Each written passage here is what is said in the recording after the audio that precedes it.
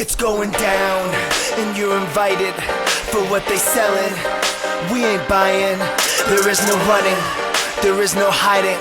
There's only fighting or dying. It's going down, and you're invited for what they selling. We ain't buying. There is no running, there is no hiding. There's only fighting or dying. It's Going Down is a digital community center from anarchist, anti-fascist, autonomous, anti-capitalist, and anti-colonial movements.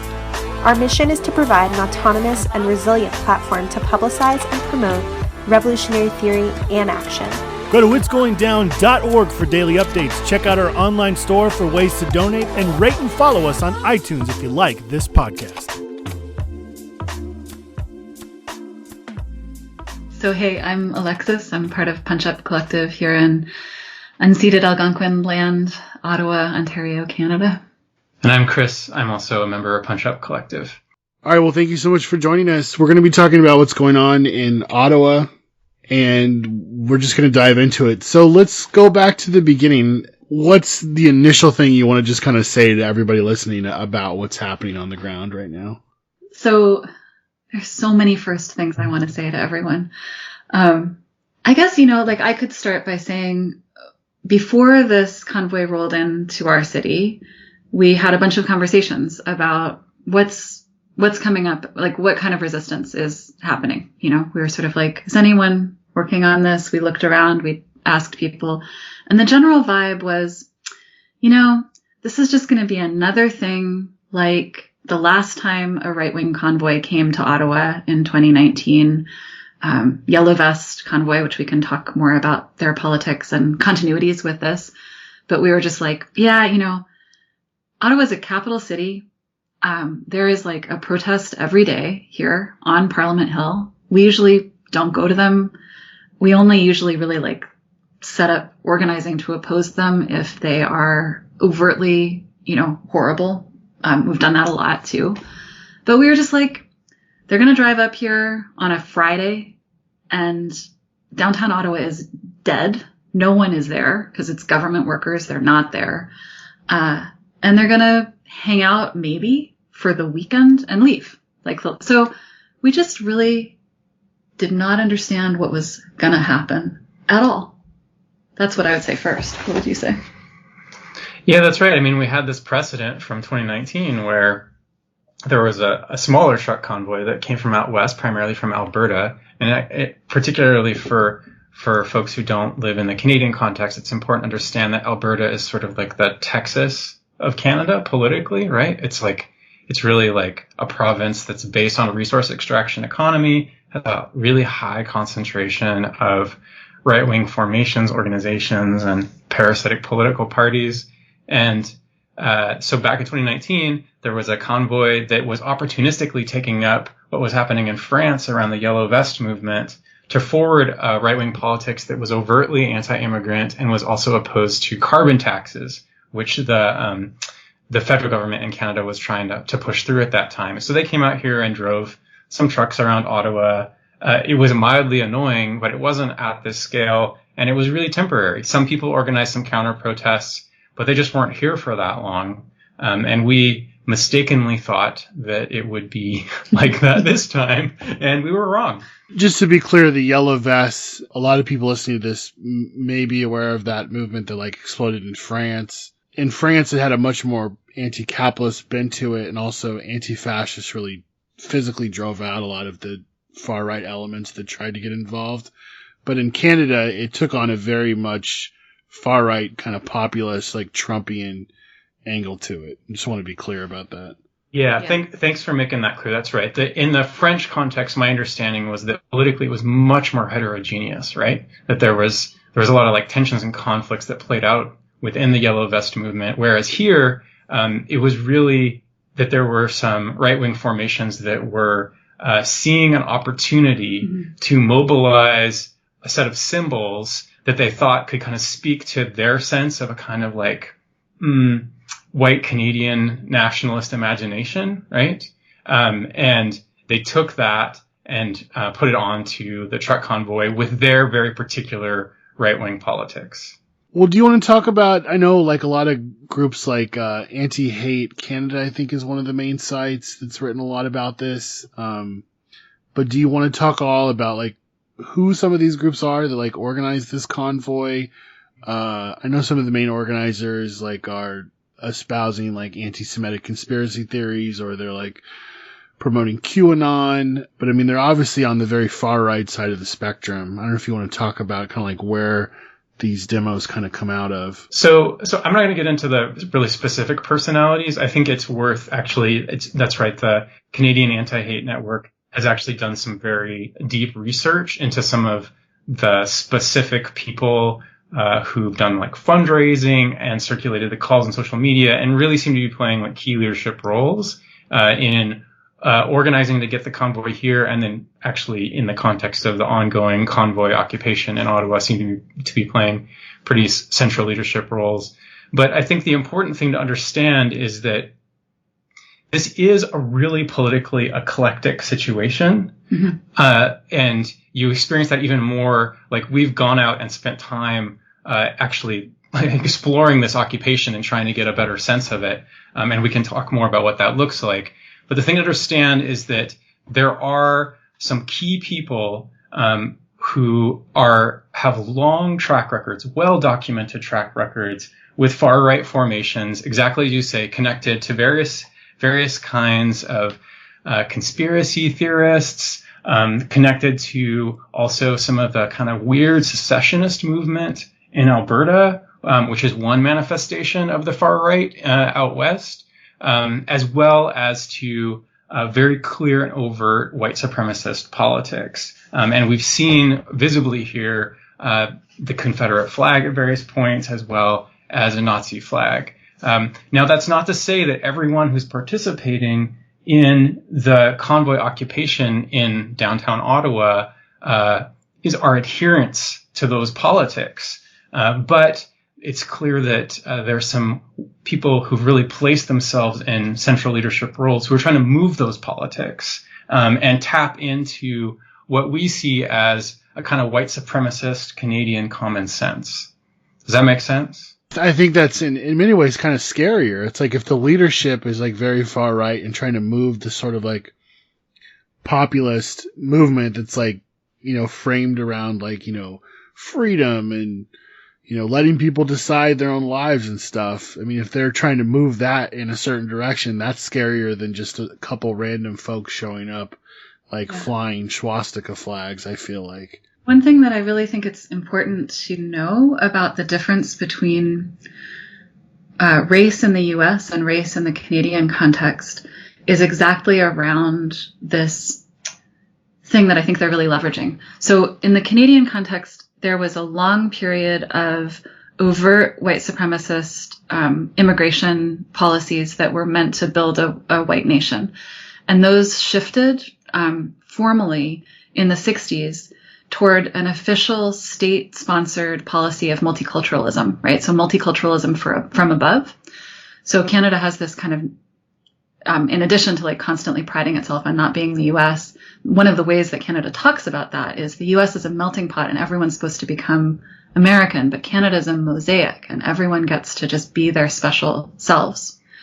But what that does is mean that when, in the Canadian context, when white supremacists and white nationalists are talking, they lean heavily on this idea that also shows up in the US, but they lean heavily on this idea that the way for things to go along and be in harmony is for everyone to have their own separate cultural enclaves that are accommodated and respected, but always within this purview of whiteness being the including, accommodating force, that otherness, like cultural otherness, is always rendered as the site of racism and the problem. So that's like very strong in Canada, is this kind of commitment to a particular kind of diversity, formal diversity that actually ends up reconstituting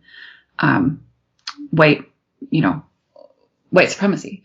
And I can say something, well, maybe jumping ahead too much about the different ways that this is actually like showing up here, I think. So like, I cannot overstate how much different it is to be a white person going down into the area that these folks are occupying and being racialized, like being what in Canada is called a visible minority.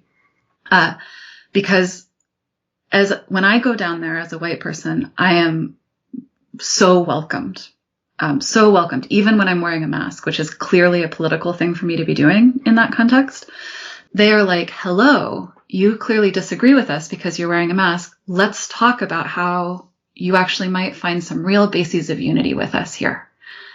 So that was like overwhelmingly my experience, and the experience of the other people I was walking around doing stuff with there. There's just so many stories. Like one young Black woman I know they've been walking with, in groups because it's scary. And they live there. They live in these neighborhoods. And they have had a number of times where someone in the convoy will ask to take a selfie with them. And then when they say no, like throw racial epithets at them. There's a bunch of like younger racialized people who are working in hotels, who are just living down there, who've had cigarettes thrown at them, who've been shoved and punched. One like young, anyway, I don't want to go into, but anyway, it's a totally different experience. And that is something that really, it really tells you something about the way that the Canadian flag, which is the main flag that's being flown there, is signaling just totally different things if you're a white person looking at this than if you're and experiencing it than if you're racialized.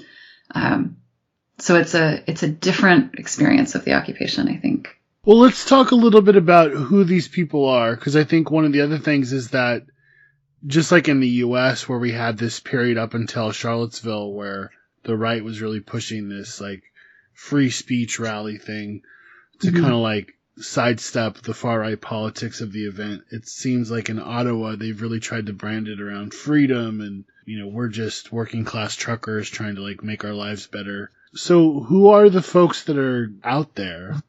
One of the things that we're hearing in the United States is that a lot of people are from the U.S. A lot of people are far-right activists. They're not necessarily truck drivers. Obviously, there are some truckers there because there's a bunch of trucks. And also there's people like Joe Rogan that are saying there's like 50,000 trucks out there, which seems to not be true. So talk about the size and like who are the folks that are there? And like you said, you've kind of like walked around the occupation. Like talk a little bit about that. Like what does this thing look like and who are the people that are out there? It's kind of astonishing, actually, for any of us who have spent time in large scale convergences as part of protest movements in the past. There's much of it that would feel eerily familiar and kind of bizarre at the same time. So basically, it's a completely decentralized occupation. There is not really one area where everyone is gathered, but what they did is they drove a whole bunch of trucks. And it's important to say here, there are some truckers who drove long haul trucks into this, but actually it's a lot of pickup trucks and other kinds of vehicles as well. And we're talking about probably somewhere in the realm of 400 to 500 vehicles. And they cover quite a large area of downtown Ottawa. I mean, like blocks and blocks and blocks, kind of congregated around Parliament, which is sort of at the top of downtown. And that's where they've really got most of the vehicles kind of like lined up along this one street called Wellington, which is right in front of Parliament. And then throughout this, so it's basically all of these various vehicles are clogging the streets and making some streets completely impassable. There are various tents that people have set up. There's actually quite a lot of infrastructure that people have built. There's multiple sites where people basically have outdoor kitchens going. There's at least one children's play area. There's a bunch of kids. People brought a lot of children with them. So it's actually a very kind of multi-generational, lively. I mean, people are hanging out, talking, playing music. And when you look at them, they're overwhelmingly white and they're overwhelmingly men. And what we know is that there's like a very tiny group of like compared to like the amount of truckers that do cross-border trucking in the Canadian-US context. This is a very kind of small sliver of that group.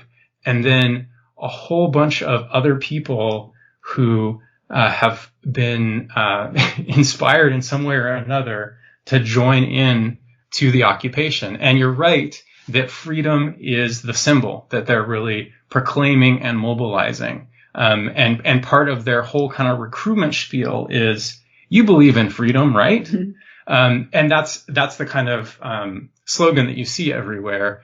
But within that umbrella, as you walk around, you see people have like handwritten, hand-painted signs and graffiti all over the place. It's really quite it goes in so many different directions, right? Where you can basically see every single kind of conspiracy theory that you've ever heard of. Someone is espousing it in the midst of this occupation. And then there are the more kind of consistent anti-mandate slogans, and then some really very particular stuff that's about hating on the Trudeau government, the Liberal government that is in charge of the federal level of government in Canada right now.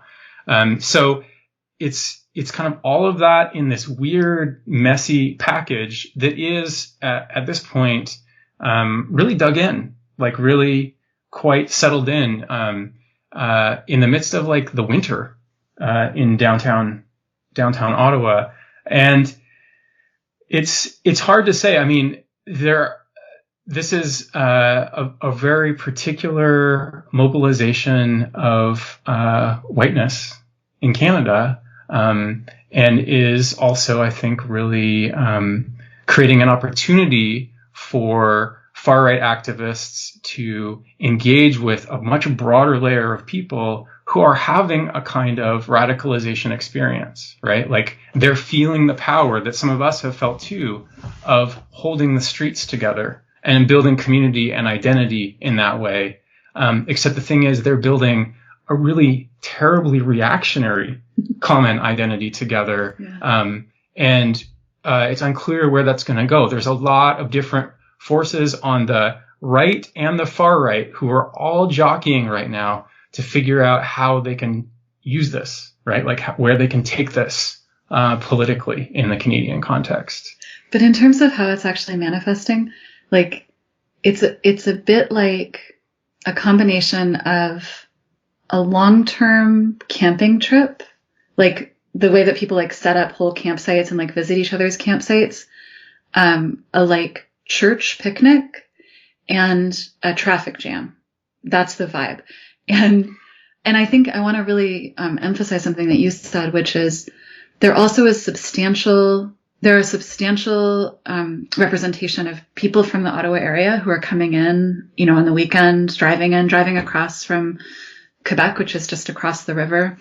And really a lot of like actual church. I think that church picnic vibe and the sort of like many kitchens, like there are actual churches who have been at some of the forefront of anti-vaccine direct action in Canada, like refusing to limit attendance, refusing to require masks. That's been a major political tendency among conservative Christian churches here, and I think they are really out in force. Like I had a couple of conversations where they shifted really smoothly from enjoining me to believe in freedom to enjoining me to believe in the saving power of Jesus Christ, right? Like it was all one sentence for them.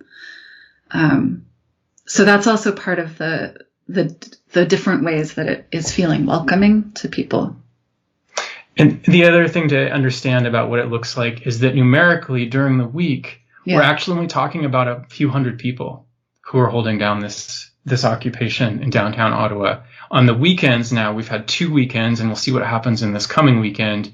There's much, much more of a surge of people coming in from other areas who they're not coming in to spend the night. They're coming in to go and participate in protests and actually what seemed like kind of like almost like celebratory activities. Yeah, they're drunk in the day. They're there to party. And though it's also interesting, like, because I'm the kind of person when I'm at a protest or an action, or I'm at a, hub center I'm one of the people who like gets kind of anxious if I'm not working on something. So I'll be like going around like picking up plates and like, making sure there's toilet paper. And there's also like just a enormous quantity of people who I'm like, you're the me of this.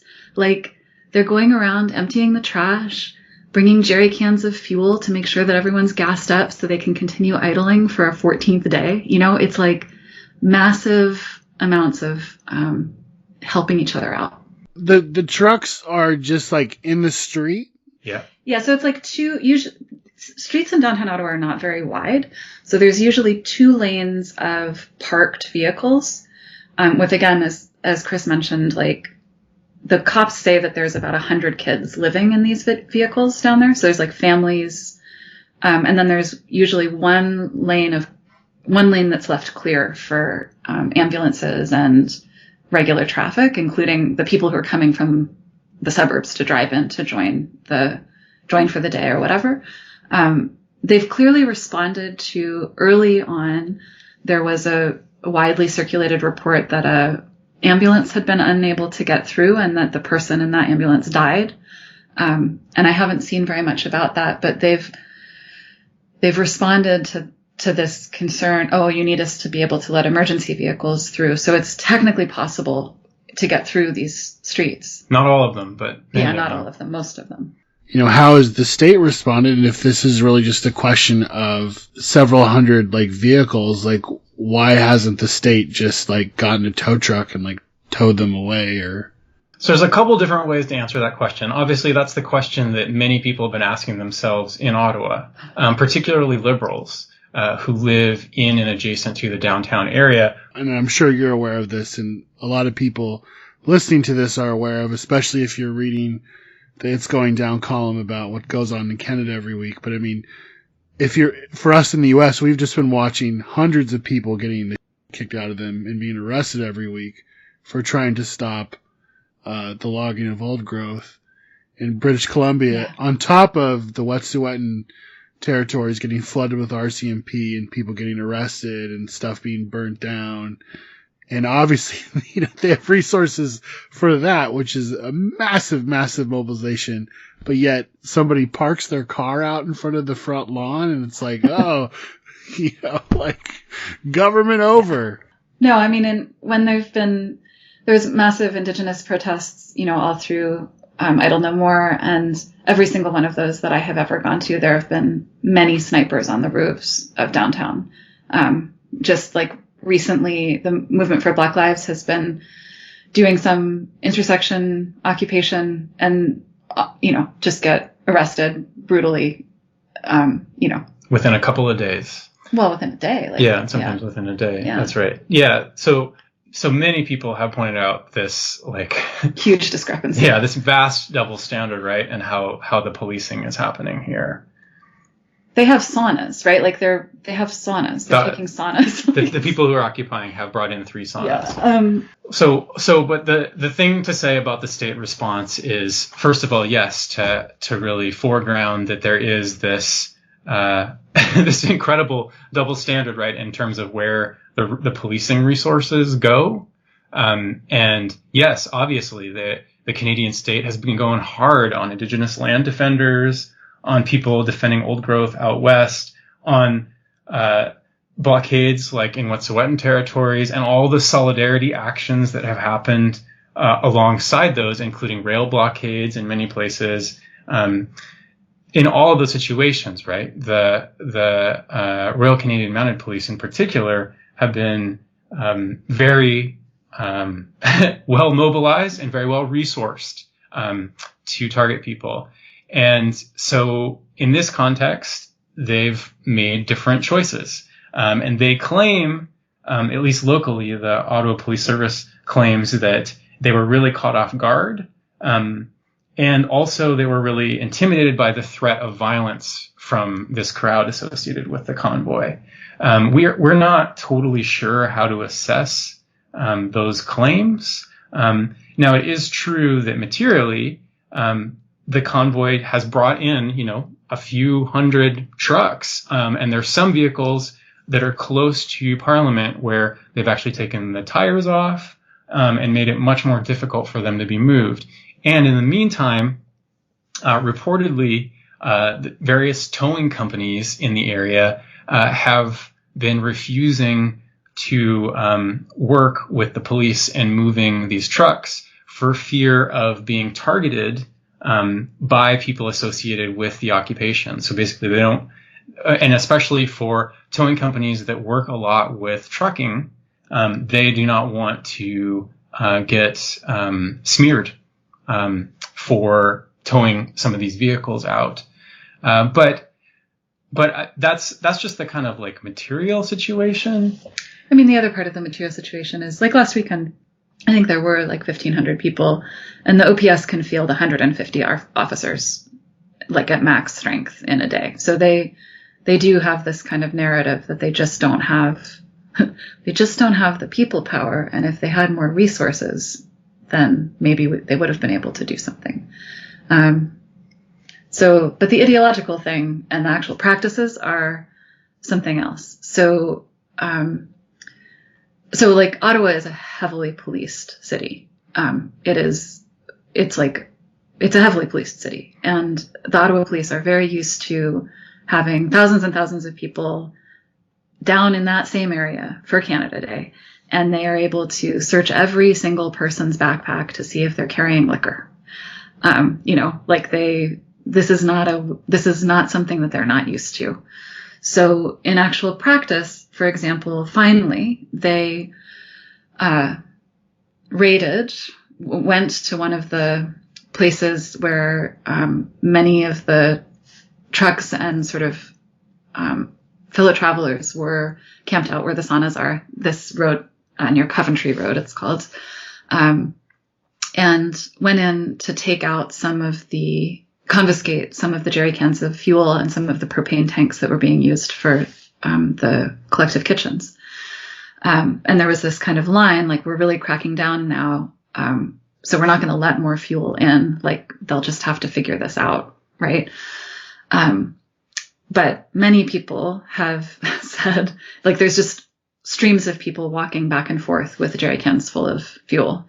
And people will say, like, I talked to a cop as I was standing and watching, 10 people walk by carrying fuel canisters. And the cop said, my job is just to report that it's happening. I'm not supposed to intervene in this. So the other thing that does seem like, I don't know, it is a very Canadian thing, and it's a very Ottawa thing. And maybe this is similar to the ways that it works in other capital cities. There's this constant question about whose job it is to protect the Canadian state. And the Ottawa Police have really also been framing this. And indeed, some of the Liberals in government have been framing the OPS's job as protecting the people of Ottawa and the city of Ottawa. And this is directed at the state. And so they think that it should be the RCMP or the military who's responsible for this. So some of that is also about just like how people think about budget lines and who's going to take the fall. And slowly the police chief definitely, every time he's talked about it, he's really been wanting to pass the buck up so that it's someone else's job to defend Parliament, basically. I would say also, well, maybe, do you have anything else to say about the cops and their response?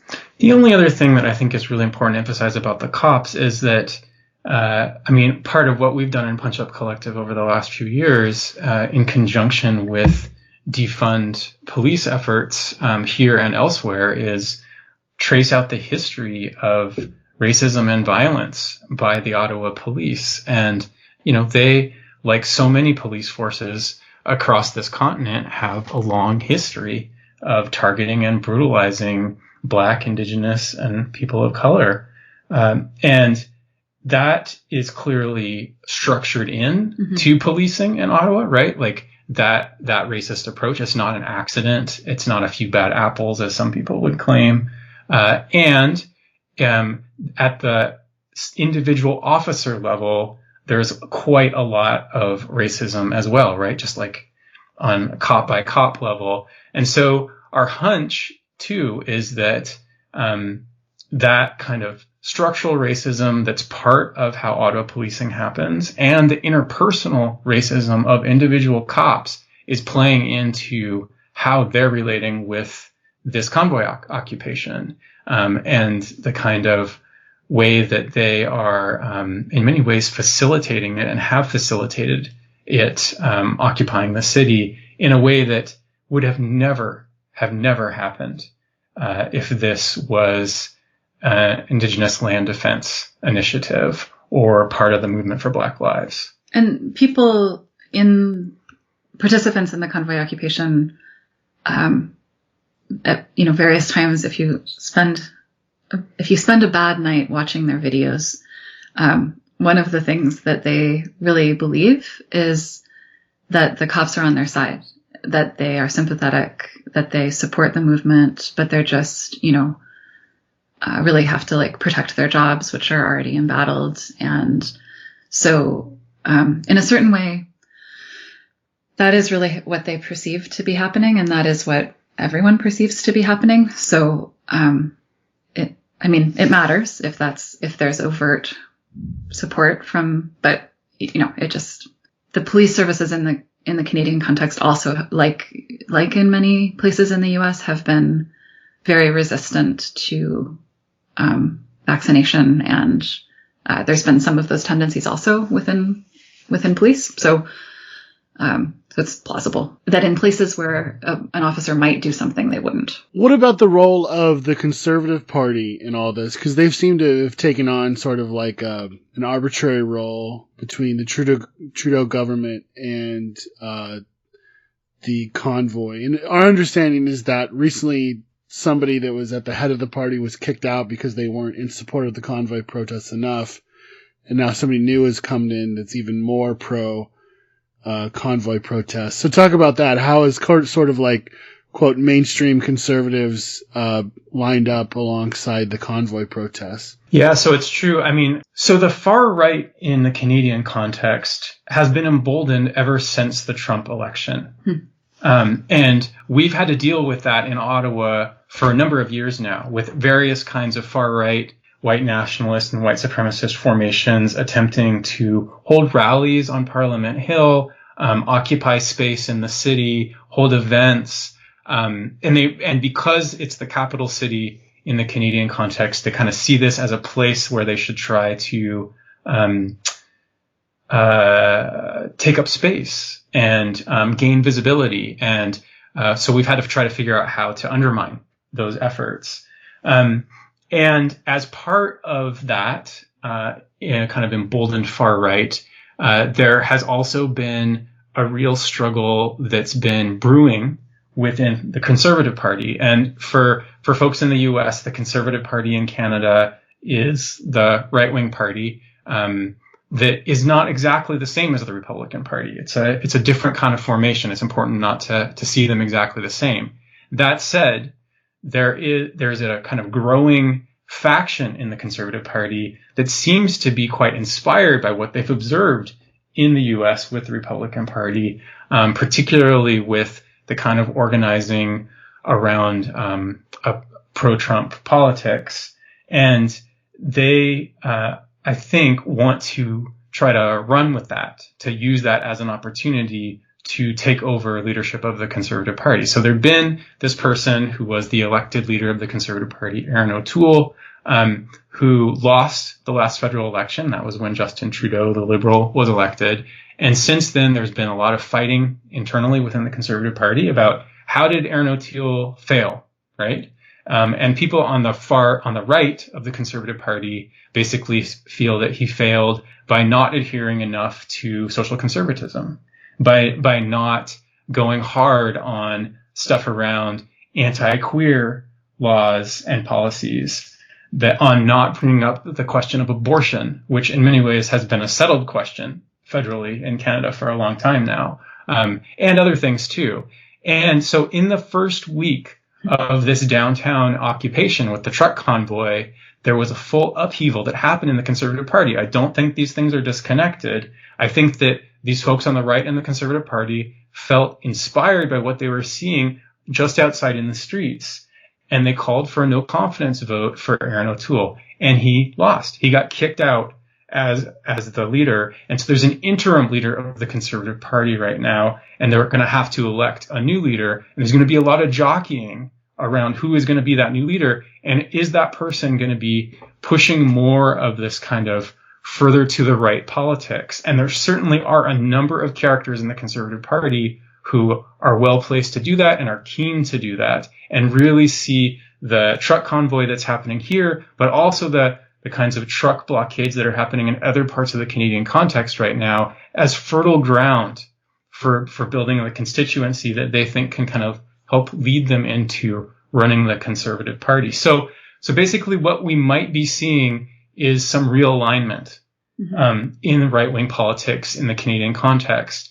So far, the far right has been fairly disconnected from the Conservative Party. In fact, many of them have congregated around other party-building efforts further to the right. But increasingly, some of them are trying to use the Conservative Party as a vehicle. And there are people in the Conservative Party who opportunistically see this as a way to build, right? To try to actually gain more power. So it's a shift. Yeah. But it's not clear what's going to happen exactly, right? So the person who's the interim leader, Candice Bergen, who's not the actor that played Murphy Brown in television in the 80s and 90s, has been seen pictured having pizza with convoy leaders and sort of generally chumming around. But part of the structure is the interim leader cannot be selected as the next leader, the next real leader. So her overt friendliness with this is, maybe kind of a test balloon, and I think some of that decision about what's going to happen with the Conservatives might come down to what happens with this as a kind of movement and formation across the Canadian context.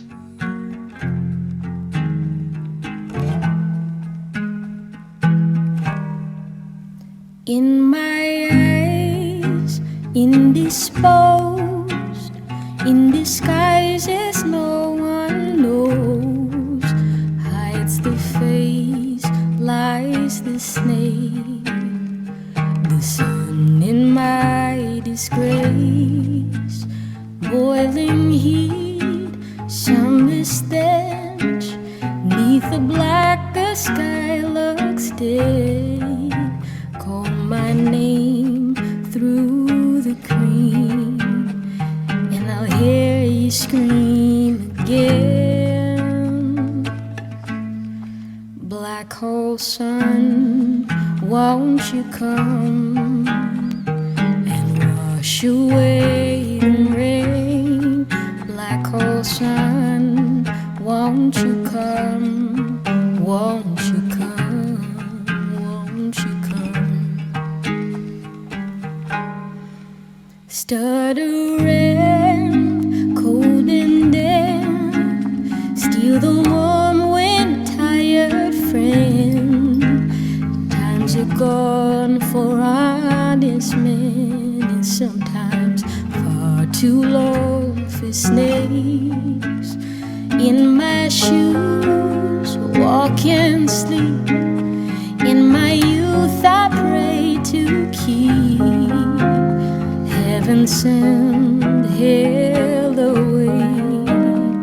No one sings like you anymore. Black hole sun, won't you come and wash away the rain? Black hole sun, won't you come? Won't you come? Black hole sun, won't you come and wash away the rain? Black hole sun, won't you come?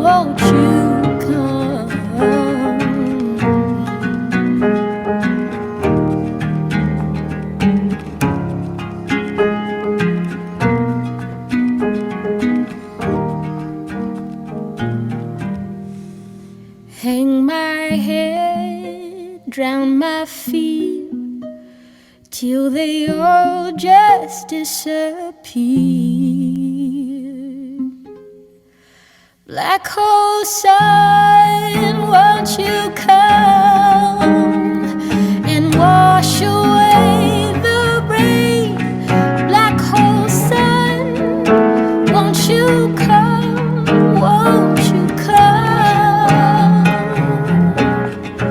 Black hole sun, won't you come and wash away the rain? Black hole sun, won't you come, won't you come,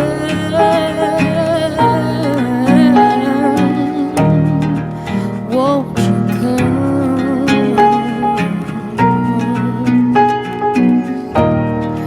won't you come?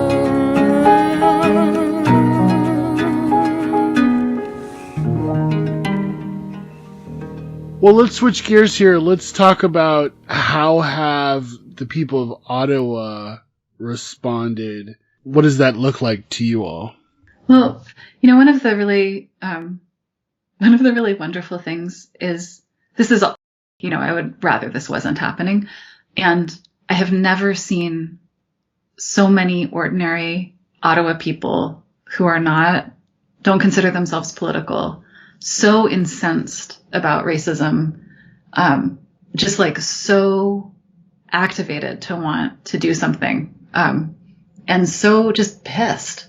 It's very striking, and also just like really, really a lot of people who have never gone to a protest before, who have never sort of reached out to try to connect, participating in doing things like forming Discord servers to hook up to walk people home or to work, to help people get groceries, like people, signing up to like drive in from out of town to come pick up your meds for you. So just like really quite a degree of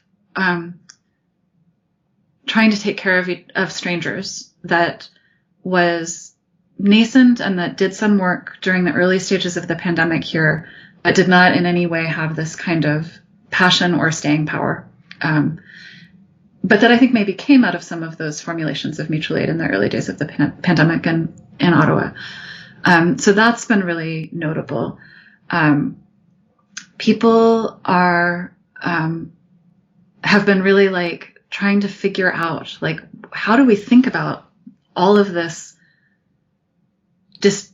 cognitive dissonance that we're having here. So there's a lot of people who don't identify as activists who are like really naming, like, wait, the police behave like this when it's racialized people and like this when it's these white people, majority white people. What's going on there? Wait, the police say they are incapable of doing anything. They literally do not have the power. That's what the cops are saying. Like, we cannot do anything about this. We don't have. So they're like, what are you for? I don't know if you're for anything then. Like, what's the good of you, right? I thought you were to help when things were happening.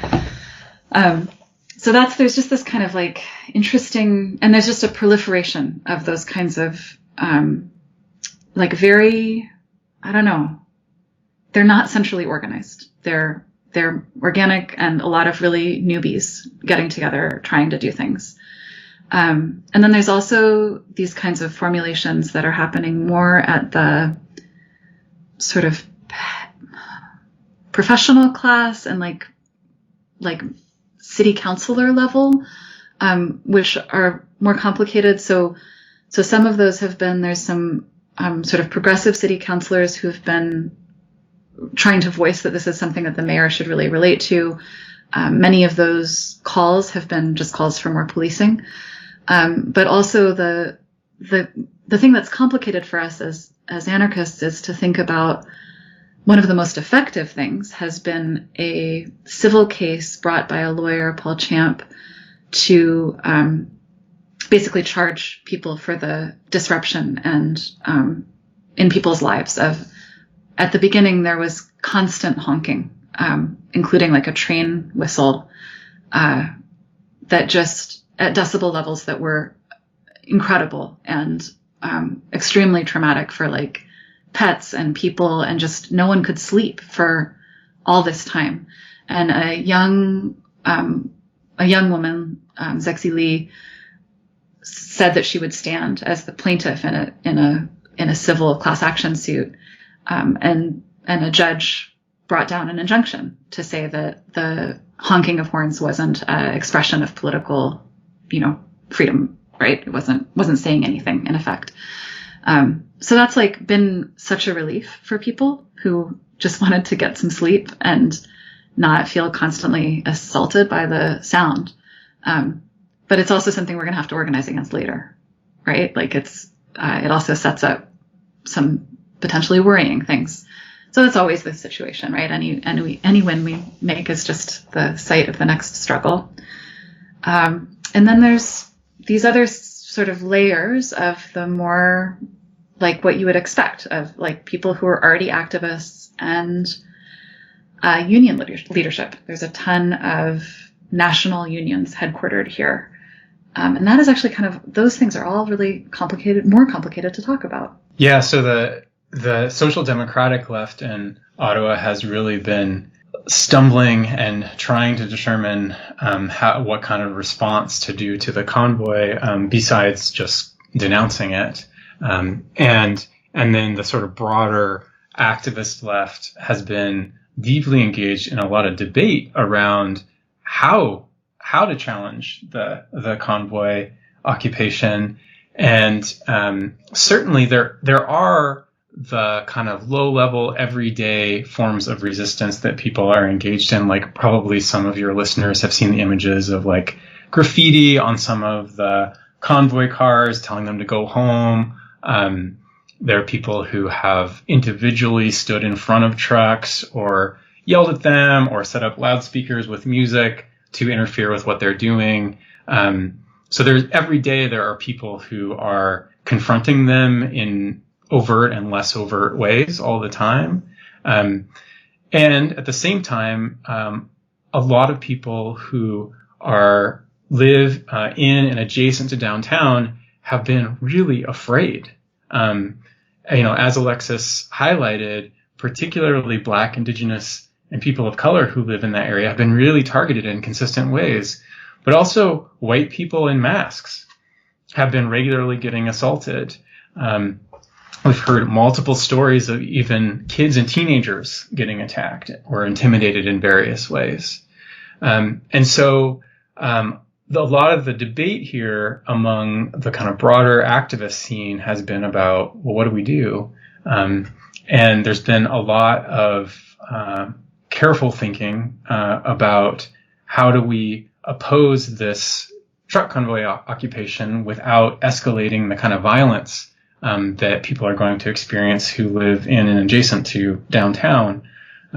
So many people have been putting a lot of their energy into these mutual aid efforts around escorting people, getting people the supplies they need, even just supplying people with earplugs and noise canceling headphones during the height of the honking. And increasingly there are discussions about organizing a counter-protest. There was one counter-protest that was organized through Reddit last weekend where about 300 people showed up. And I think mostly were people who hadn't previously been involved in protests or activism, but were just really, really angry. And that's a complicated and contradictory set of people, because some of those folks really, what they're calling for is for the cops and the military to come in. And as anarchists, we're not at all interested in that solution. This coming weekend, Saturday, there's going to be the first mass counter protest against the truck convoy occupation. And that's been called in part by some people associated with local unions. And it will be really interesting to see what it looks like when lots of people are out in the streets directly denouncing the convoy. Now, part of what's challenging in counter-protesting the convoy, as we discussed earlier, is that it is so decentralized. There's not one point of conflict or contact, right? They're dispersed throughout all of downtown.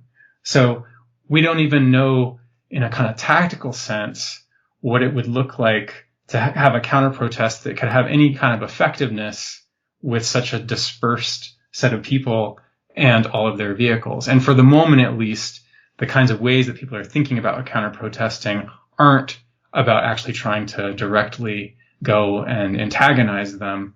It's more about trying to build some collective power in our city and try to have a sense of seizing back space. But, part of this also is about the layers of history in Ottawa. So there have been really overt anti-fascist direct confrontation politics here, waves of it, from way before I've lived here. So like in the early 90s, but the most recent iteration of a sort of formal collective working against fascism in Ottawa dissolved 3-4 years ago.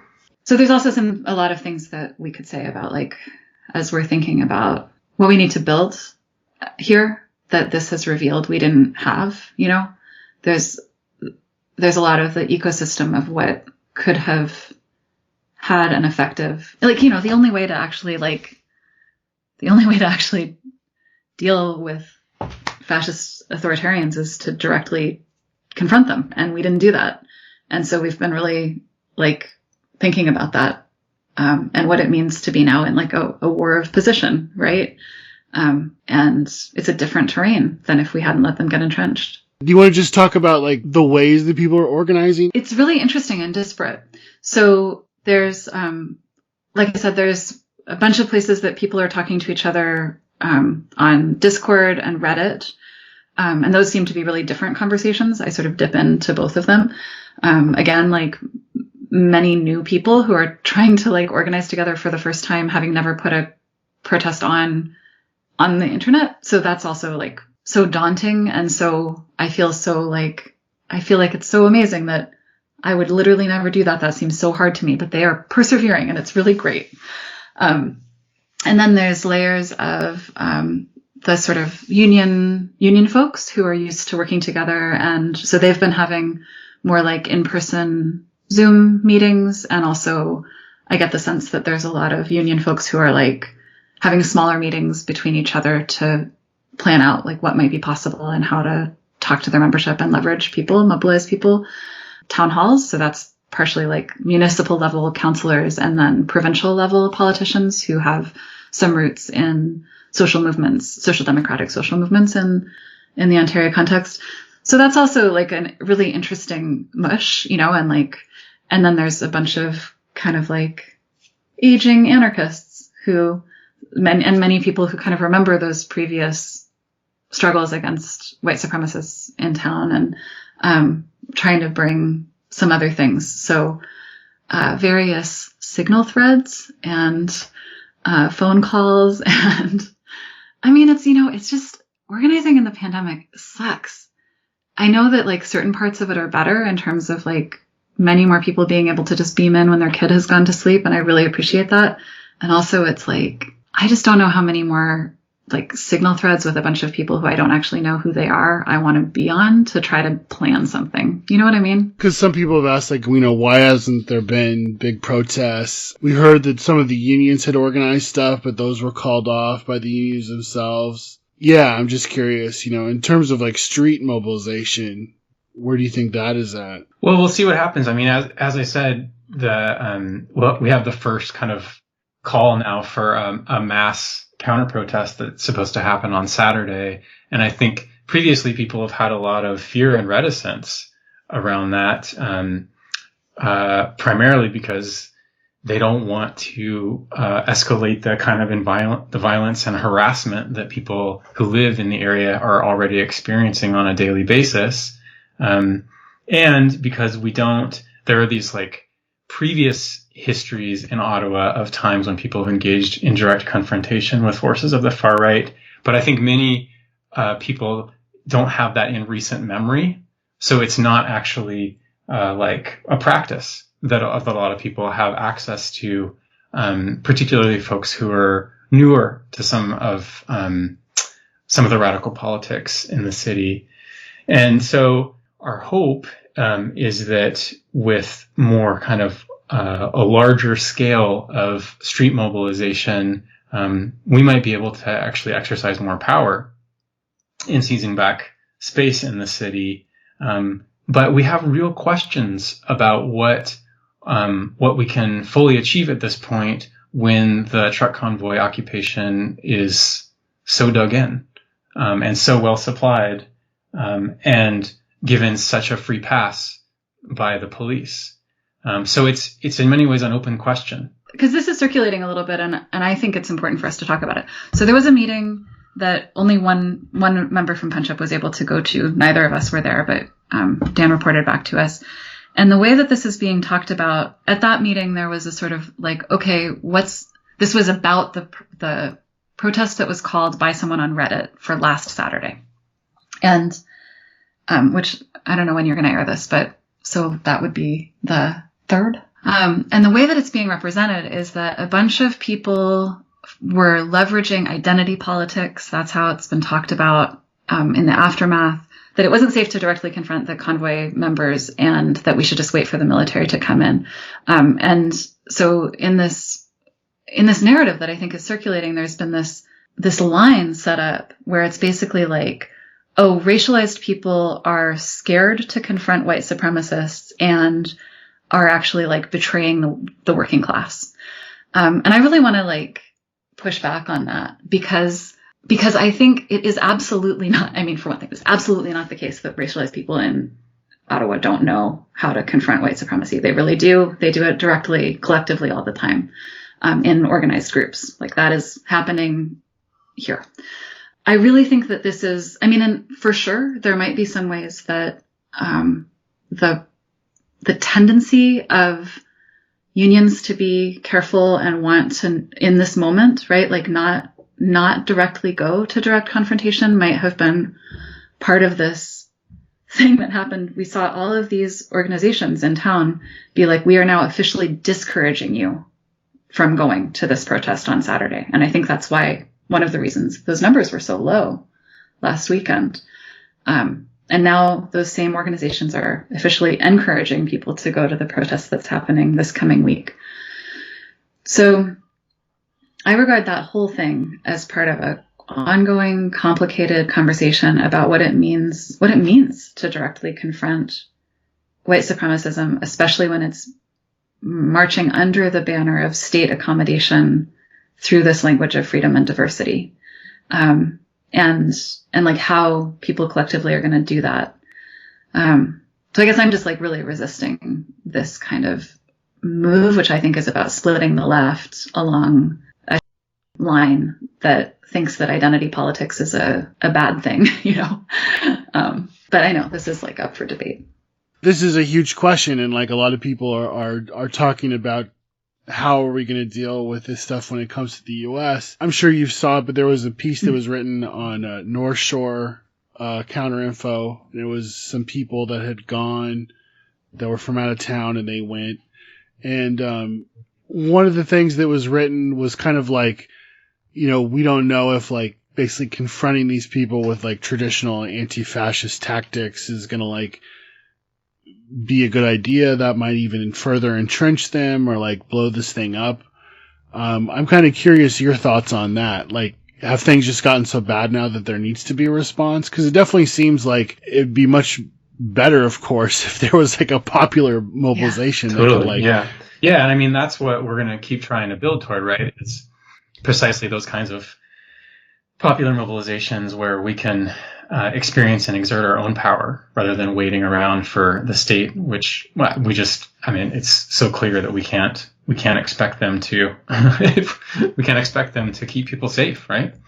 And I think that we can draw some lessons from other cities in the Canadian context that have faced copycat versions of this truck convoy. So as you may have seen, as your listeners may have heard, last weekend, various right-wing activists across the Canadian context were drawing inspiration and trying to do these kinds of convoys in other cities. So like in Winnipeg, in Vancouver, and now along the border in various places as well. And one of the most dismal failures was in Vancouver, where they were confronted by a bike blockade. Basically, people showed up where the truck convoy said they were going to go, with larger numbers, and occupied the space and refused to cede it. So, I mean, Vancouver is a different context than ours. Vancouver is different than other cities as well. But I do think that there's important lessons to draw there, particularly for people in the U.S. context who are going to face, I think, some of your own copycat versions. And that lesson is organize in advance and take up the space, so that they can't come and take it away from you. Do you feel like the folks that are on the ground that are taking part in the convoy protests, are they aware of a lot of the far-right politics of a lot of the people that are calling the shots? Like, there's that one guy, I believe his name's Patrick King. This, like, at this point has become pretty well known. Like, people have, like, I think this is, again, testament to the work that a lot of anti-racists and anti-fascists have done, pointing out his, like, you know, explicit anti-Semitic and racist and white nationalist politics. But I mean, like, I was just watching a clip of him last night directing people to say that there was going to be upcoming demonstrations the next day. So, I mean, it's very clear that he's in, like, a leadership position, at least, like, marshaling people online. I mean, do you get the feeling that, like, folks on the ground are aware that a lot of the people that are leading this thing, like, have, like, very scary politics, and that's cause for concern for some people? Or is this just kind of lost on people? Like, oh, fake news. At least everyone I talk to, and a lot of the people that I see engaging on social media with, you know, people's families, and many of the convoy participants say some version of, we are here out of pure love for you. We are here to protect your rights and freedoms. This is not easy for us. We are doing what we think is important for everyone. And when you say those things, you know, what about this and this and this? They say, well, that's not why I'm here. That doesn't represent me. And when you say, but they say that they're here with you, you know, they're just like, well, but that's not what is motivating us. You know, this is about freedom and love. And so there seems to be just that kind of way that deeply contradictory things can coexist in the same sort of space, right? Like, where I think they can genuinely think that, but likely also are watching those videos and sort of, and I think maybe also one of the things that we've been talking about a lot is this question of, like, if the only options are, I am totally on side with vaccination, I'm on side with forced vaccination, then I want more lockdowns, I want all the mandates, I want to have a passport for everything that I do. Like, if that's constituted as one option, and the other option is this Freedom Convoy 2022, people who are like, I'm not sure that I want the state to know all of the things about my health, or I don't want to have to, I'm worried about my personal freedom, that if those are the two poles and there's not a space where we can affirm, like, yes, worry about state control, like, worry about the ways that people have been forced to do things, worry about indefinite immigration detention in Canada. Like, if we aren't doing that work to say, like, we also are very concerned about state overreach, come be with us on this side of that issue, that it's that tendency where, I was just talking to a friend today who was visiting her brother out in Alberta, and she said, you know, it's the weirdest thing. You guys have opposite politics, but the same view of the government, right? Like, he's like, I don't think it should be like this, you know? And, you know, I was like, well, we don't actually have exactly the same view of the government, right? Like, he's kind of convoy supporter, but there's something there about, like, what does it mean to actually create that space? Well, I think this goes into part of, like, a broader question that a lot of people have asked, is that, like, and this is kind of hard to articulate, but I mean, essentially the argument goes like this, like, have we basically ceded ground to the far right to basically take over kind of, like, the space of, like, distrust of the state, pushing back against government overreach or whatever? Have we kind of, like, ceded that to them? and they've been able to run with it. And that within that kind of like, giving ground to them, people that normally would be on our side have basically filtered into the far right. You know, one of the things that like was in the North Shore piece, was talking about how just a lot of people are just tired of kind of like the realities of pandemic life, of like not being able to like, you know, go do stuff and be outside. I mean, kind of like the communal environment you were talking about that like sounds so nice, you know, like people sharing food and stuff. And it's not like, you know, we haven't done that in the US. There was a massive uprising that coalesced in like the creation of autonomous zones in various cities and stuff like that. So, I mean, those, you know, like the mutual aid projects have been massive, and, you know, there's been lots of experiments with that for sure. Yeah, I think it's a really legitimate question. Certainly I think there are good reasons to think seriously about, I guess one way to frame it would be like in terms of stickiness, like what is the factor of stickiness that's making it so that people stay around, in the downtown Convoy occupation. And certainly I think part of it is precisely that kind of like party communal atmosphere, the sense of collectivity and unity, and building a shared identity together. And particularly after these last 2 years of like so much misery, isolation, suffering, death, and illness, right? Like I think so many of us are hungry to experience these kinds of social connections. And I think also so many of us are hungry for easy, quick fixes to the circumstances, right? And when this convoy occupation can basically say, look, we're for freedom. We think that this whole mess is an over-exaggerated concern by the federal government. And this, Trudeau character, who is basically the devil. And if we just rescind all these mandates, we could go back to normal lives. Like that's how a lot of folks participating in the convoy talk about it, is they want to go back to normal lives. They want to go back to the lives that they had. And I think that means different things for different people. For some people, it means they want to go back to the jobs that they don't have access to anymore. For other people, it means they want to be able to go back to the kinds of social experiences. They want their kids to be able to have experiences that they haven't been able to have. Like it's all of that kind of stuff. And I think what that raises is, among other things, some very serious questions for the radical left about how do we speak to those desires, right? How do we meet people who have those longings?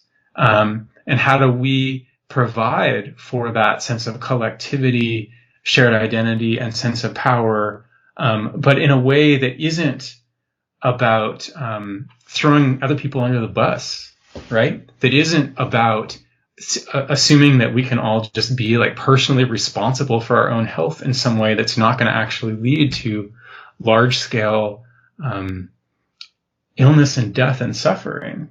I think that we can do that. I think the radical left is capable of building an alternative vision. We are awfully tired right now.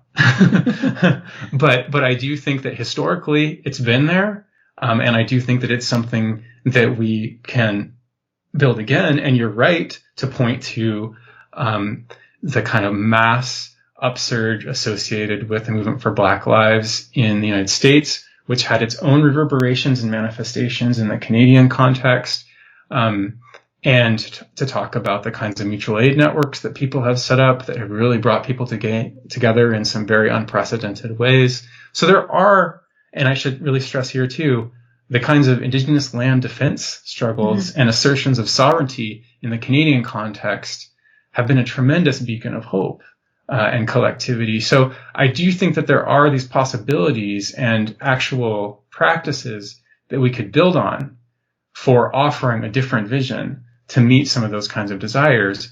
But I also think it means talking frankly to people about the ways that this pandemic has not been evenly experienced, right? The kinds of power and inequality and immiseration and the ways that they have been distributed and felt in highly unequal ways, right? That have really manifested the worst aspects of racial capitalism and colonialism, and that the state has really facilitated. And if we don't talk frankly about that stuff, then I think we are not we're not moving with our full strength and able to actually speak to what's happening in the practical materialities of people's lives right now. Yeah, I mean, like in the U.S., it seems like everything has been framed like in this weird culture war, where it's like, you know, one side is like obsessed with like horse paste and like chanting about murdering Dr. Fauci, and then in the other side, the neoliberal side just kind of like gets to point at the other side and being like, well, it's their fault that like we can't have nice things.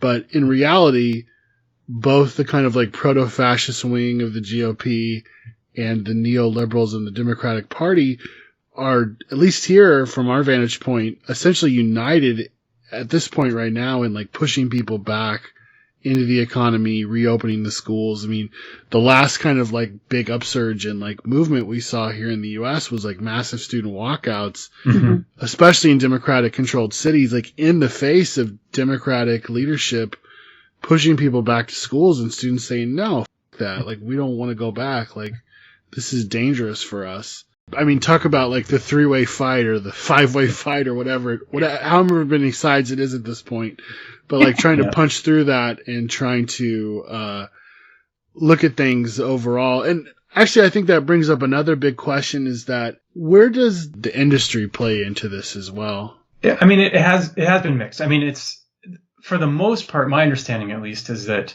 the associations that represent the trucking industry have not been endorsing the truck convoy. But I do think that there are some. You mean the unions or the business side? The business side. The business side has, on the whole, has been supportive of the vaccination requirements around the border. And part of that's because like 90% of the cross-border truckers are already vaccinated. So it's not actually an enormous site of conflict in the industry. It certainly affects some people. And in the context of Canada, so the other thing is the vaccination context in Canada is super different than the US. Like, so I don't even know, Ottawa, it's like 88% of people are double vax. It's like the level of vaccination in the general population is so much higher. Is that like you're going into that crazy United States, you better be vaccinated? Yeah. We don't know where those people have been. So yeah, in the Canadian context, 81% of the population has had one shot. 86% of the population has had one shot, and 81% of the population has had two shots. So it is a really substantial different like vaccination reality than what's occurring in the United States. So lots of the truckers associations have actually come out against because I mean, the ways that, like, looking again more cross country, these different border things that are being shut down is actually a real problem, right? But the other thing to really think about is the class politics of the trucking industry. And so things that, you know, I always think it's worth just pointing out again and again, like the people who are here, who are able to like hang out on the downtown streets of Ottawa for 2 weeks, these are not ordinary truck drivers. These are owner operators who can just put $100,000 rig on the street idling. And it's not just that like that's a lot of gas just to burn, but it's also like, what does it mean to not have that truck running? So one person I know who stopped driving trucks like 5 years ago is like, he said 5 years ago to keep one of those trucks going on the road for 30 hours cost $4,000. So the vast majority of people who are driving trucks in the Canadian context, at least, are people who are not owner operators. They are super precariously employed. They have incredible, like the level of speed up and computerized monitoring of their lives is really a lot like Uber or being in an Amazon warehouse, right? Like their working conditions are very, and so the kind of like it's one of the things that actually like really me off about this, that this rhetoric that this is in the service of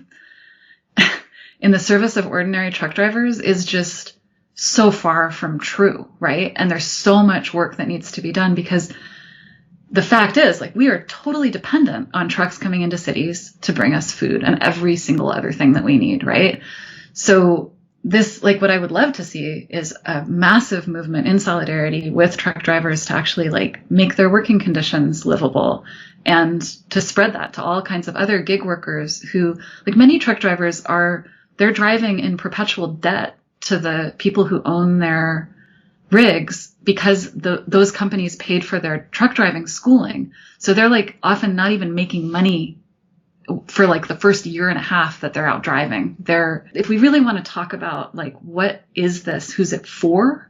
When we look at it, it's not for ordinary workers. And we look at what it means to be advocating for this kind of freedom. I mean, it's already, like, I think this is the same in the US and Canada. Like, the people who are bearing the cost of this are always the, like, ordinary, like, to be a service worker right now in downtown Ottawa is so crappy, right? And that's just been the case throughout the pandemic, right? So it's like, I feel when we're thinking about, like, what's the vision of the left at this moment, it really has to partially be coming back to, like, yeah, who bore the cost of this, and how can we stand with them?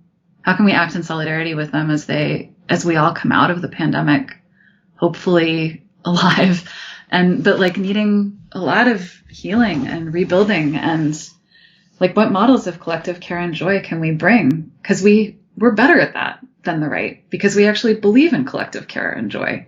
You know, they just have, like, yeah, camping trips and Canada Day and a couple of church picnics. So I feel kind of actually excited about that part, you know, like, but sorry, that's straying from your original question about capitalism. We should end capitalism. You're listening to It's Going Down, part of the Channel Zero Anarchist Podcast Network. Follow us online at itsgoingdown.org and on Twitter at IGD_news.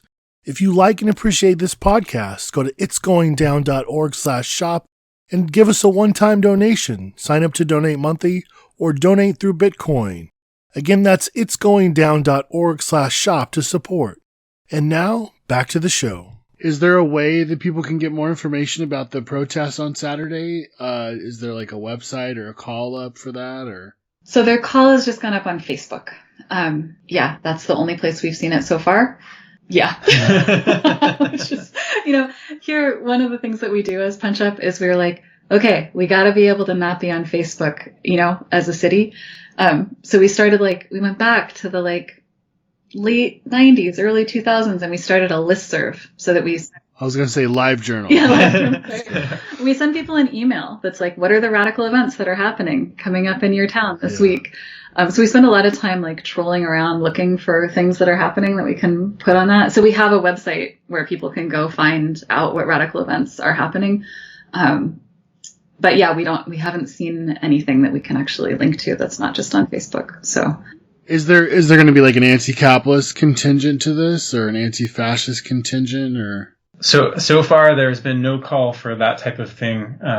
My guess is that some of that will emerge as there are more and more mounting counter protests in the city. But at this stage, this is going to be, in some sense, the first mass counter protest.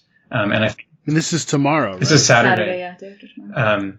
And I think everyone is uncertain what exactly we will encounter. And it literally just got called today. Yeah, so that's right. It's still information. But yeah, hopefully there'll be a massive anti-fascist contingent. We'll see what happens. I'm curious, like, any other things that you're hearing from folks in your circles, and, like, things that have come up internally for you all? I think we said something to this effect already, but maybe I'll just emphasize it again, or say something about it again, which is, I think part of what's been so challenging about this circumstance with the truck convoy occupation is, one, we didn't anticipate correctly what was going to occur, but two, that we radical activist circles in our city are so depleted and disorganized and atomized, right? Like, the last 2 years have really done a number on us. And the advantage that the truck convoy has is they're not afraid of hanging out together with no masks wherever, doing whatever they want. Whereas the rest of us are still trying to figure out how to safely gather in person, right? Like how to organize ourselves. And there's at this point, a lot of the networks that exist in Ottawa are made up of people who have never met in person. They've only been coordinating and meeting through online platforms. So it poses some real challenges for moving quickly in a circumstance that really does feel like a crisis. And we're trying to the best of our ability to move gently and intentionally in this context with all of that in mind, while also recognizing how serious things are. I think one thing we've been talking about a lot is how helpful it is for us to recognize that this kind of fight is a long-term fight, right? So something this is just one iteration in a long-term series of struggles in Ottawa and in Ontario and in Canada and in the world. And so I think one of the things that's helping us as we've been talking and like trying to figure out like what we think and what we think we should do is that orientation toward thinking about this as an international struggle against authoritarianism and as an intergenerational struggle against authoritarianism, I feel like that's been helping us to own the failures of the movement right now, and also to take those as ways to think about what does it look like for us to build over the long term, and like what long-term steady non-crisis organizing do we need to do so that we have the kinds of movements set up in our cities that can snap quickly into action with the level of trust, competence, and like baseline understanding of what we're doing and what our politics are that crises require, right? So that's always our orientation in Punch Up, is like non-crisis organizing so that you're ready when the crisis comes. That's what we've always been trying to build that. We've only been around for 7 years, but that's our sort of mode. And it means that often we're moving slowly, right? Like way slower than we'd like to and that maybe other people want us to. But that feels like actually, we have to have this long haul, right?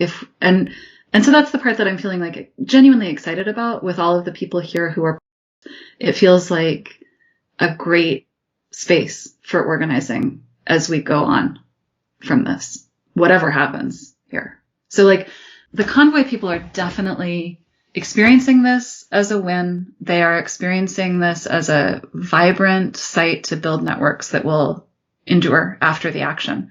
And we've all had that experience, right? That you go to a mass protest, you go to a mass action, and you hold the street and it feels amazing.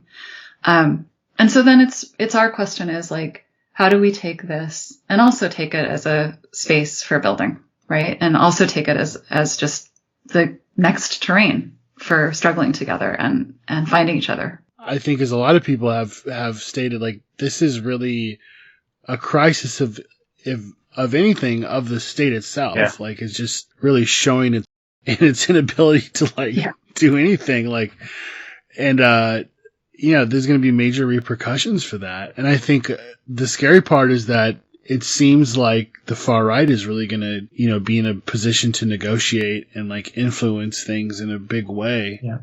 Unless there is like a popular kind of upsurge against it. Yeah. And I think that's kind of like what really kind of defines our age right now, is that classic three-way fight breakdown. The neoliberal side is much more terrified of working people getting mobilized and like, pushing their own agenda, as opposed to encompassing the far right into the wider system and giving them a seat at the table. Yeah. Yeah. That is so right. Yeah, that's really true. But I think that's right. I mean, that's part of the reason why we keep going back to the three-way fight framework, is because we're particularly experiencing it in a visceral way here, right? Yeah. When we are dealing with this convoy occupation in our city, the only way that they can interpret us is as neoliberals. Mm-hmm. That's the only enemy they see, right? They think that we basically are apologists for the Trudeau government, or enthusiasts for the Trudeau government, which is hilarious, right? And really, really great. Like, it's so hard to have that thought of you. I mean, because we've been trying to confront the Trudeau government now this whole time on all of these different questions related to the carceral state, related to Indigenous land dispossession, in relation to its terrible response to the pandemic, and grinding of people living in poverty during this period, right? Like all of that. And so for us, it's really crucial to be able to articulate, no, we're actually in a third position here, right? Like, we identify the neoliberals as our enemy, and we identify the far right as our enemy. And I think it's on us to really fully lay out and proclaim and aggressively welcome and invite people into our position in this three-way fight. Because you're right, if we don't, there are other people who are very, very eager to welcome them into their wings. This has been the It's Going Down podcast. Check itsgoingdown.org for daily updates, columns, action reports, and news. Go to itsgoingdown.org/shop to support us, and follow us on all social media platforms. IGD, your daily resource for insurgent proletarian life.